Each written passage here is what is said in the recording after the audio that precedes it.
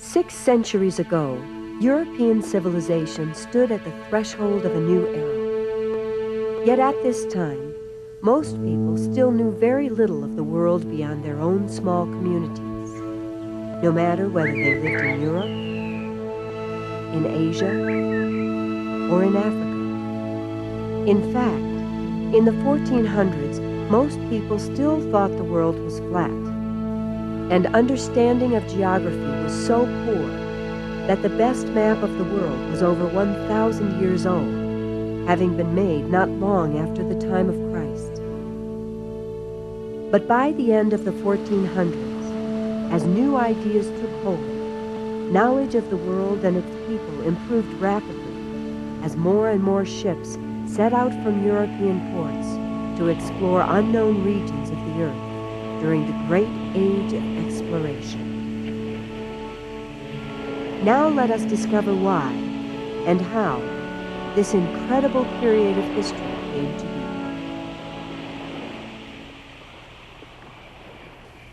At the start of the 15th century, European civilization was still largely feudal, based on self-sufficient manners worked by landless serfs who labored in exchange for a share of the crops they raised and the protection offered by their landowning lords. During medieval times, people lived mostly in small communities where there were few large cities and very little trade. However, the Black Death, a huge outbreak of bubonic plague which occurred during the 1300s, had wiped out 25% of the European population, and the resulting labor shortage helped hasten the decline of feudalism and bring about the rise of a brand new era called the Renaissance. The word Renaissance means rebirth, and that is just what it was, a time when people began to throw off their old medieval ways, adopting new forms of architecture and art, as well as new ways of living, based on a rediscovery of the civilizations of ancient Rome and Greece. While the medieval period had been marked by an inward, spiritual focus, the leaders of the Renaissance began to search outward for their inspiration. And as a result, there was a burst of interest in geography, astronomy, anatomy, trade, and inventing. One of the greatest Renaissance inventions was a printing press that used movable type, which allowed books to be made cheaply and in large numbers, which in turn allowed ideas and information to spread much more rapidly than in the past.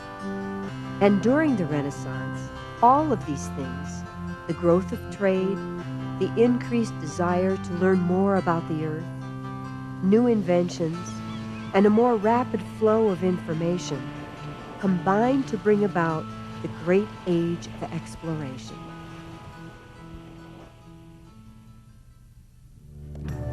It should come as no surprise that it was the idea of getting richer that originally got the Europeans interested in world exploration. Richer by trading in Asian luxury items such as silks, spices, jewels, and porcelains. But in the 15th century, there was an obstacle to that trade. The fact that it was completely controlled by hostile Muslim nations who ruled key lands between Christian Europe and the great trading centers of the Far East. The trade in Asian goods had long followed very definite routes. Goods were transported from the Far East, either by Muslim caravans thousands of miles overland to Mediterranean ports, or in small Muslim ships from India that sailed across the Indian Ocean into the Red Sea. From Red Sea ports, Asian goods usually were carried across the desert to the Nile River, where they went by ship down the river to the Mediterranean Sea. Once the goods reached the Mediterranean ports, the Muslim traders would sell them only to merchants from the Italian city-states of Genoa and Venice. Of the two, Venice was the most powerful, for not only did it have the greatest marketplace in the Western world, It also had special trading privileges in 5 important Muslim cities. Other European nations had never been successful in changing the strict trading arrangements between the Italians and the Muslims. So, in the early 1400s, Spain and Portugal started to look for ways of bypassing the Muslim territories so they could trade directly with Asia. But it was clear that to do this, new sea routes to the east would have to be found. However, at that time, this was a very extreme notion because Portuguese and Spanish ships had never ventured more than 800 miles from their shores. And they realized that if they were to find a new sea route to Asia, they would have to learn a lot more about navigation, the method by which sailors learn the positions of their ships at sea, or they could get hopelessly lost. And yet, they were completely unfamiliar with astronomy and mathematics, the 2 crucial sciences upon which navigation depends. In fact, Europeans of the 15th century knew less about science and geography than did the ancient Romans 1,300 years before. To overcome these problems, this man, a Portuguese prince named Henry the Navigator, founded a school of navigation here at Sagres, near the rocky, windswept tip of the European continent, where he even built this house for himself in a place near the school where he could study the sea and watch ships passing by. Prince Henry gathered together experts to teach Portuguese sea captains new methods of seafaring based on science. Here at his navigation school, these experts developed techniques that allowed sailors to stay on course by calculating the positions of their ships relative to heavenly bodies by using newly invented instruments called the astrolabe and the quadrant. And Henry's long-range goal of reaching Asia was made a lot easier because new types of ships, called caravels, had been recently invented, ships that had better rudders for steering, as well as improved sails. The ship seen here looks a lot like an early Portuguese caravel. It is a copy of the Mayflower, the English ship that carried the Pilgrims to Massachusetts. And even though the Mayflower was built 150 years after Prince Henry's death, it still had quite a bit in common with the first caravels. For just like the Mayflower, the earliest caravels sat high in the water, were light and fast, but were still wide enough to be able to carry the large amounts of water and food needed for the long months at sea. Here in Lagos, Portugal, not far from the navigation school, Prince Henry founded shipyards to build new caravels. And since much of the money for these ships came from an ancient organization of crusaders called the Knights of Christ, of which Prince Henry was the leader, the sails of the ships usually carried the emblem of the cross seen here. With these new ships and the well-trained seamen coming from his school, Prince Henry began a systematic campaign of exploration down the coast of Africa. Although his main motive for these explorations was to find a new trade route to Asia, he also had a few more immediate goals. First, he hoped to chart unknown regions of the world and to bring back detailed information which could be analyzed at his school. Second, he hoped to claim land and establish valuable new trading contacts that would increase the wealth and power of his country. And third, he hoped to bring the Christian religion to people in these new lands. And so he even had daily religious services held in this church at the navigation school. The Portuguese explorations of the west coast of Africa continued throughout the lifetime of Henry the Navigator. And as they moved down the coast, the explorers put up carved stone markers, like this one, showing that Portugal claimed these lands by right of discovery. But it took until 1487, almost 3 decades after Prince Henry was laid in his tomb, before the first Europeans, sailing under the command of Captain Bartholomew Dias of Portugal, finally reached the tip of Africa. And another decade passed before the newly discovered route around the Cape of Good Hope was used by Vasco da Gama to reach India, where he established Portugal's first great Asian colony. One of the most unfortunate consequences of the early Portuguese explorations was the rebirth of the slave trade, a trade whose headquarters were located not far from the navigation school. And over the next few centuries, the business of buying and selling human beings became one of the main sources of Portugal's wealth.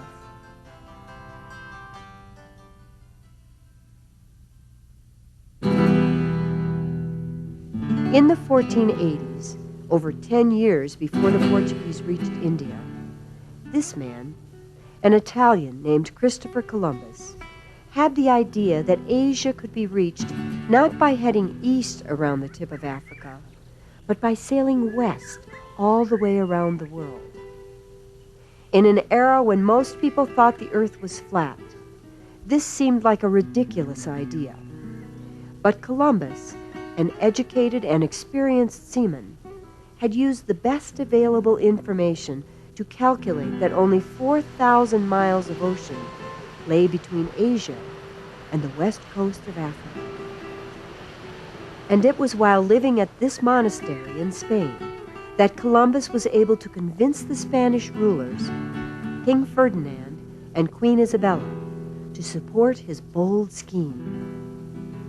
But their decision to provide support was made in part because the rulers were feeling extremely good, and quite a bit richer, because they had just captured the Moorish kingdom of Granada and its great fortress called the Alhambra, seen here, which was the last Muslim stronghold on Spanish soil.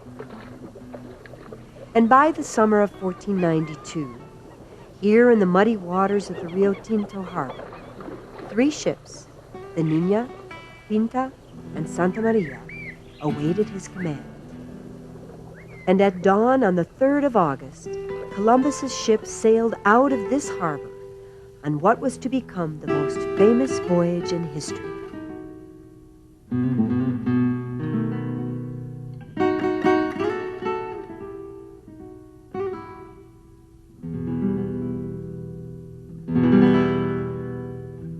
Columbus's voyage did not go smoothly at first, for along the coast of Africa, rough seas twice caused damage to one of the ships, and the sailors had to wait a whole month in the Canary Islands while repairs were made.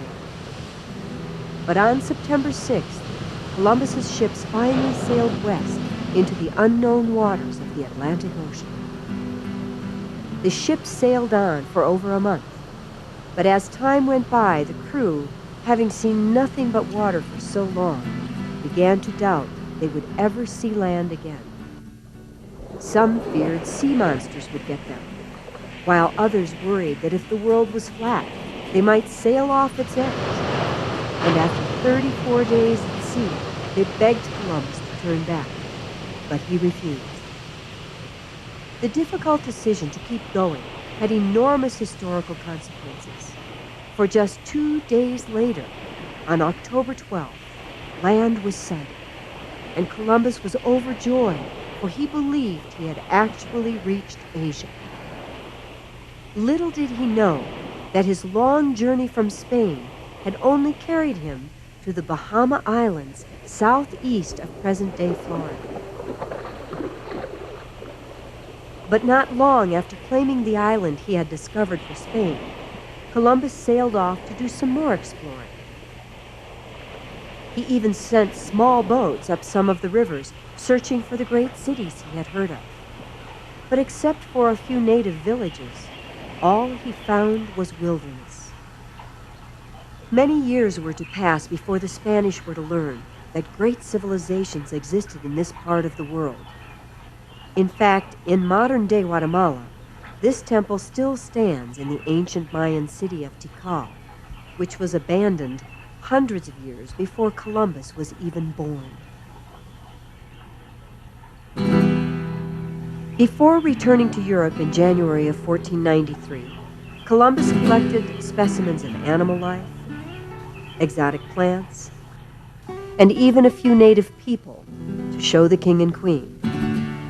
And on one of the larger islands, he left 40 crewmen behind to establish a Spanish colony.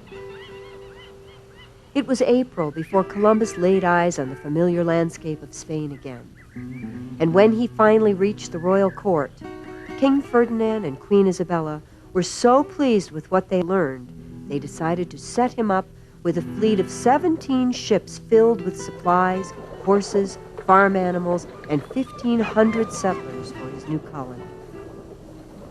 But when Columbus got back to his colony, he discovered that everyone he left behind had been killed by the island people in revenge for the cruel treatment they had received at the hands of these first Spanish colonists. However, Columbus soon started a new colony, and then for 3 years continued his explorations around the Caribbean Sea. And it is interesting to note that even though Columbus returned to the West Indies 2 more times, when he died in 1506, he always believed that he had been exploring Asia.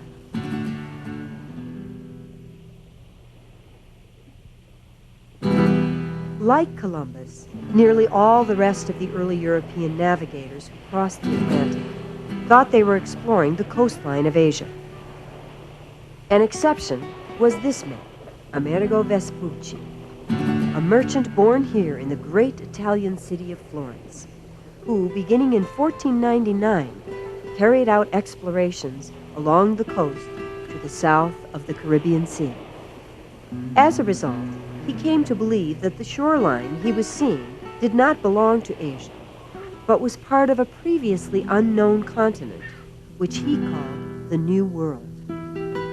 And when he got back to Europe, Vespucci took advantage of the new printing presses to publish his ideas. And it was thanks to this invention that his ideas spread rapidly across Europe.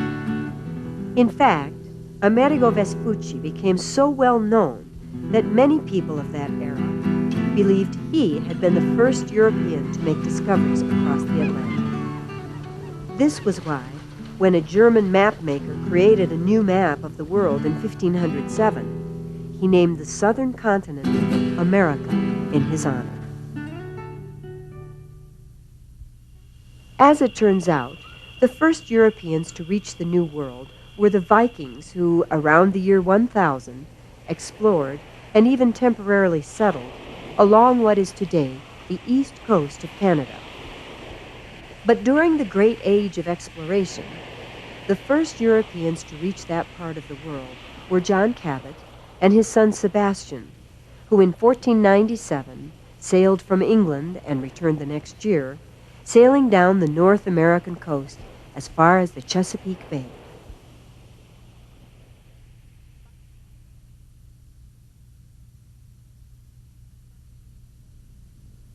By 1519, there were still some people who thought Asia could be reached more quickly by sailing west from Europe. And to them, the continents of the New World were often viewed as little more than obstacles in their path. One such man was Ferdinand Magellan, who on September 20th, 1519, sailed out of the Spanish harbor of Sanlúcar de Barrameda, seen here, with a fleet of 5 ships and 241 men.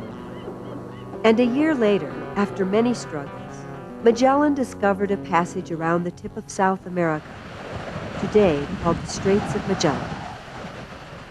The voyage through this passage was extremely difficult and took 5 weeks, but finally they reached the calmer waters of a vast ocean that Magellan named the Pacific, which means peaceful. Then, for over 3 months, they saw nothing but the endless sea. The men on the ships grew weak because all they had to eat were leather hides, wormy biscuits, and whatever rats they could catch.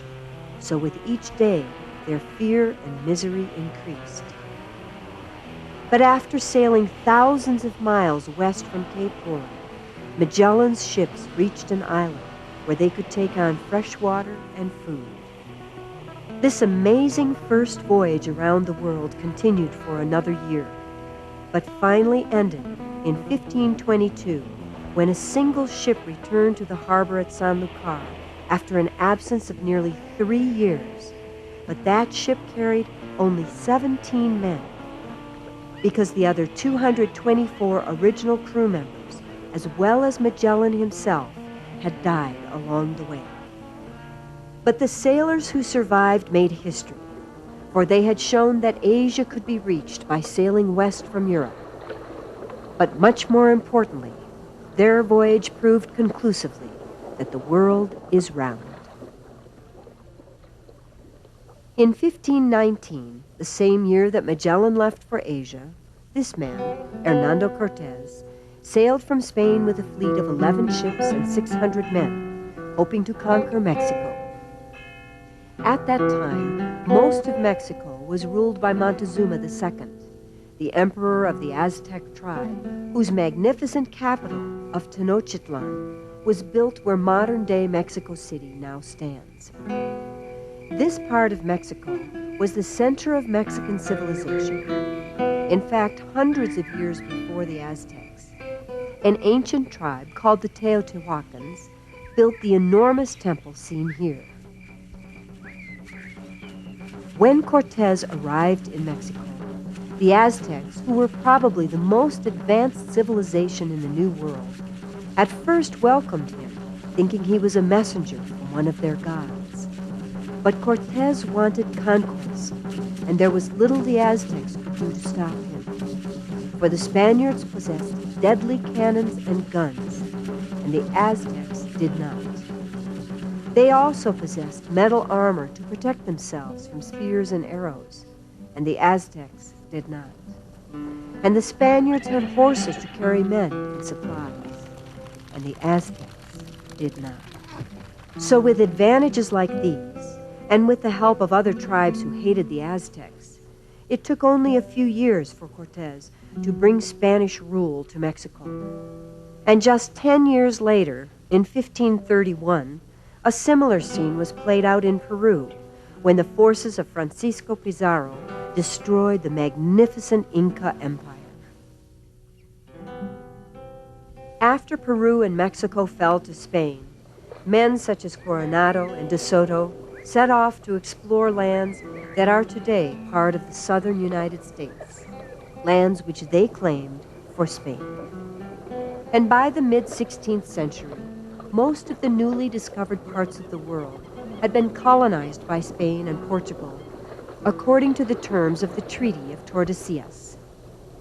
Under this treaty, worked out in 1494, the Pope awarded all the newly discovered lands to the west of a certain line to Spain, while all those to the east went to Portugal. But these arbitrary restrictions did not sit well with other European nations, and starting in the late 16th century, they began to found their own colonies. And as these global empires expanded, world exploration grew at a rapid pace. Most European nations grew richer because of the things their colonies produced, such as gold, silver, furs, sugar, or cotton. But things changed even more in the places where the colonies were established. For as European customs were introduced, native customs and languages began to disappear. Here in Mexico, for example, temples where tens of thousands of human sacrifices had been performed each year were torn down and replaced by churches. Missionaries arrived in large numbers, and native people became Christians. European tools and inventions were brought to the colonies. And as more and more settlers arrived from Europe, the native people were sometimes enslaved.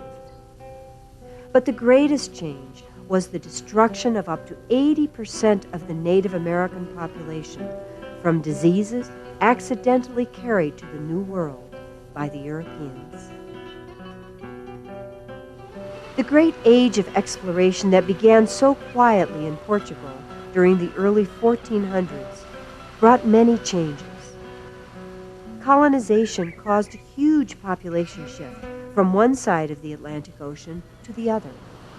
And while the Europeans came willingly and quite often got richer, the Africans were forced to come and usually lived as slaves in extreme poverty. But in spite of its tragedies, the great age of exploration succeeded in increasing our knowledge of geography. And communication developed between peoples of the world that previously had not even known of one another's existence. And as more and more ships crossed the great oceans, the different races, cultures, and religions of the world eventually began to share ideas and learn from one another. And in this way, the foundation was laid down for the modern, interdependent world in which we live today.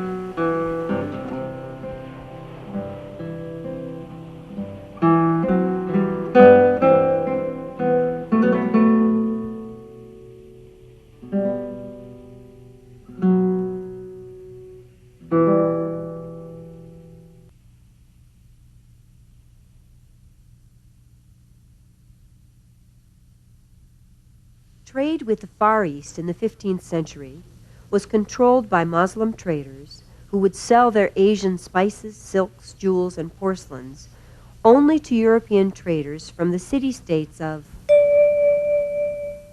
and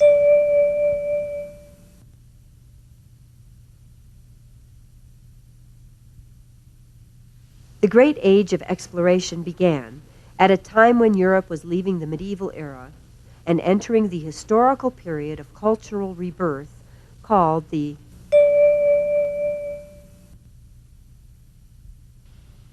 country of developed an important school of navigation in the 1400s.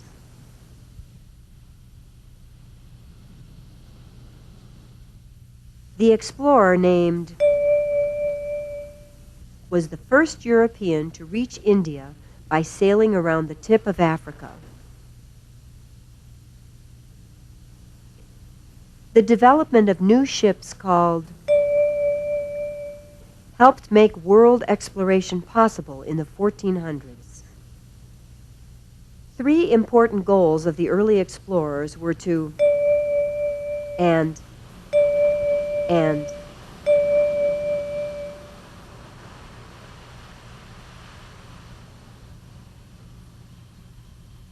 Columbus believed that the lands of lay only about 4,000 miles to the west of the western coast of Africa. The first Spanish colony in the New World was established by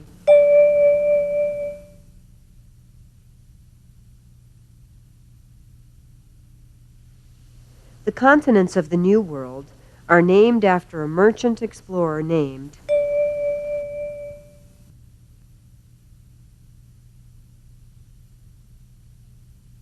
in the 16th century, a man named led the Spanish conquest of the Aztecs, while a man named led the Spanish conquest of the Incas.